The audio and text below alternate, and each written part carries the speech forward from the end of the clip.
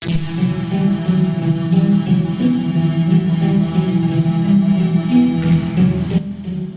pagpasok ng barko sa isang port, kinakailangan kumuha siya ng piloto o mga piloto. 302 was almost before you get to a two-pilot job.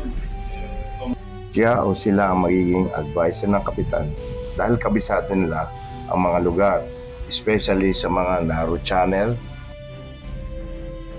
sa pagdikit o berthing, pag-alis sa port, unberthing, na may nag-a-assist ng mga tugboats na sila ang nagko-communicate sa mga to. Pero kahit may piloto, sa kapitan pa rin nakaatas ang responsibilidad ng barko. At maging pagdaan sa ilalim ng tulay, tulad ng pagdaan ng MV Dali sa tulay ng Baltimore, kung saan aksidenteng namangga niya ito.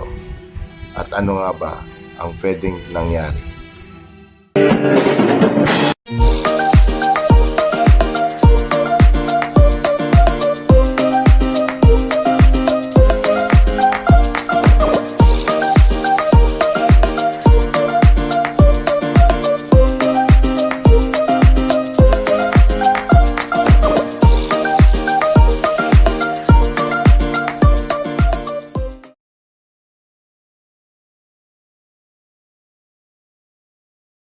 Liban sa mga batas international, procedure, guidance ng safety management system ng isang kumpanya at bilang kapitan, responsibilidad ko ang kapakanan, safety ng aking crew, barko at kapaligiran upang maiwasan ang mga insidente na ang involved ay ang makina ng barko, mga equipment nito, maliban sa human error. Napaka-importante na aktual na testingin ang mga equipment, makina ng barko bago magmanobrada o dumating o malis ang isang barko. At malamang na ginawa din ito ng MV Dali bago naganap ang insidente.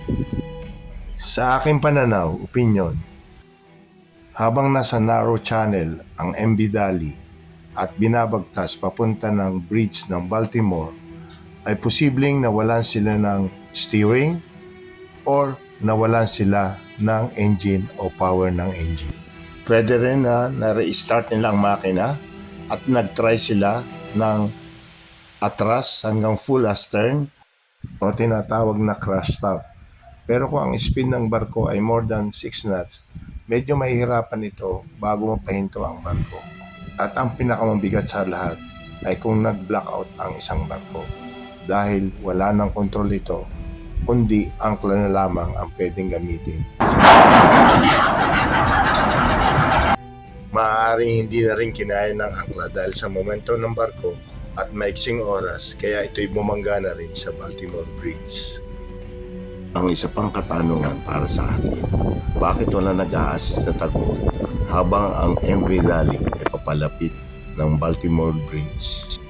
Base sa mga karanasan ko sa port sa United States, kapag dadaan ng tulay ay may nag-a-assist o may nakaabang na tugboat para ito ang tutulong in case of emergency.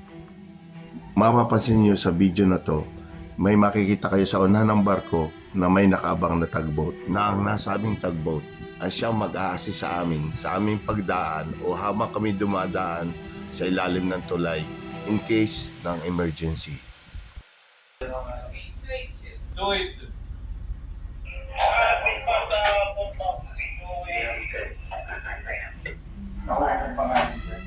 Okay, tugmate fast forward. May isa pang tugboat na tumali o nag-make pass sa forward bow ng aming barko bago kami dumaan sa tulay na narinig nyo sa video na to. Siguro, kung may nag-a-assist na tugboat o tugboats sa MV Dali habang siya papalapit o dadaan sa ilalim ng Baltimore Bridge, ay hindi mangyayari ang insidenteng ito at hindi mababangga ang nasabing tulay. Ito pong aking sinasabi at ibinabahagi ay aking opinion lamang at ibinabase ko lamang sa aking mga karanasan at kaalaman bilang isang kapitan. Bilang isang kapitan, napakahirap kung masiraan ka ng makina, lalong-lalo na kung nasa critical kang mga lugar. Napaka-importante ng proper maintenance, actual testing ng mga machineries, equipment, at iba't ibang aparatos on board. Maraming salamat sa inyong panonood. Ingat tayo palagi at mabuhay.